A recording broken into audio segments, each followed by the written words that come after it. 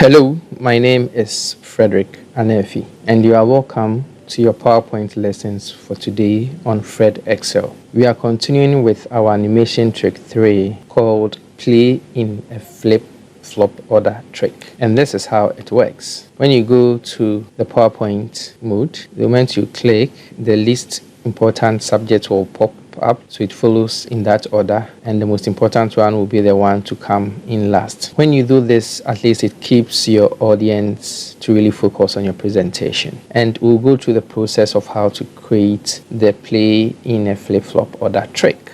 Shall we move straight into how to do this? So here you have your bullet points, and you make sure that it's in the text mode. So you select the whole text content, that's the table itself. Then you go to animation, so you select and you go to animation. Then you select fly in, so it flies in from bottom to the up. So in effect options, you can choose that it should fly from, let's say, from left, so then it comes in this way. Then you can quickly then select, go to the start animation pan.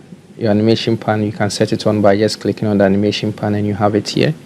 Then you right click, then you go to effect options. Under effect options, you go to text animation.